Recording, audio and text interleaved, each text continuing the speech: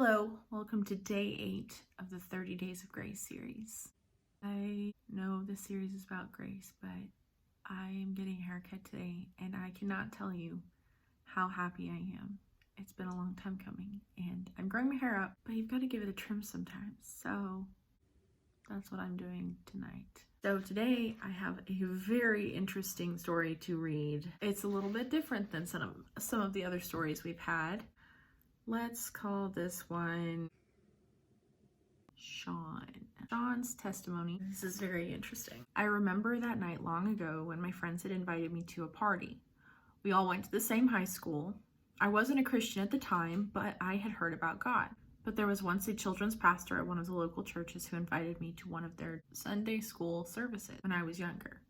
I never prayed any kind of prayer, but at least I kind of knew that there was a God. That was really the only time I had ever gone to church growing up. Now, none of us at the party were Christians.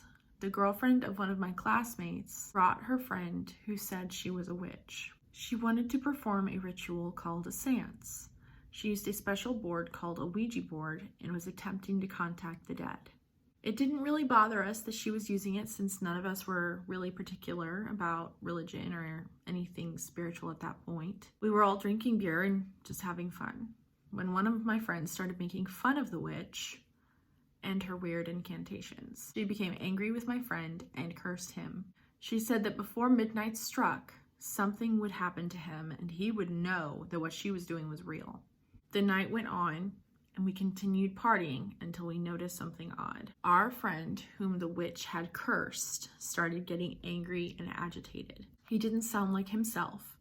At first we thought he was still joking around, but then he turned around and we saw that his face, his eyes, and his entire countenance had changed.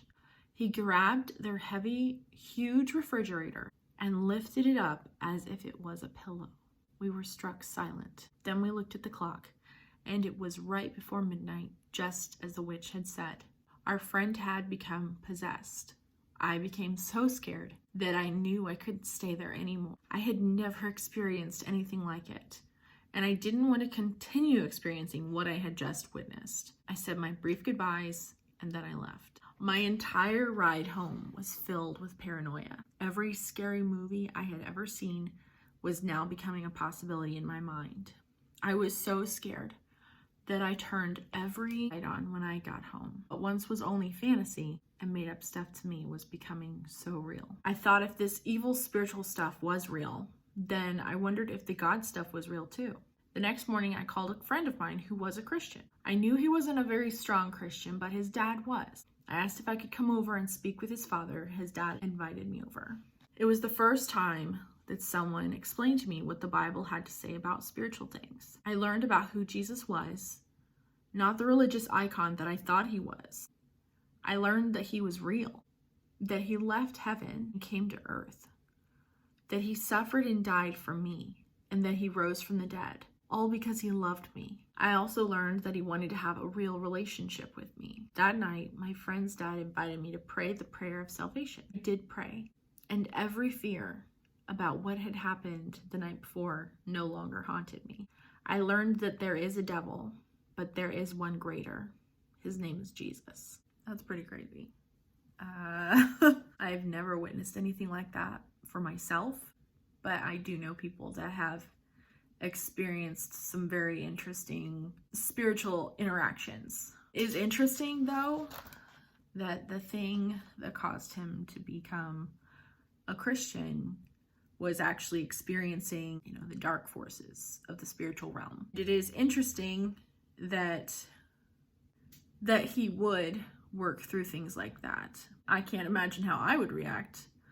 I'd like to think that I would remember, who lives on the inside of me, that I don't have a reason to be afraid.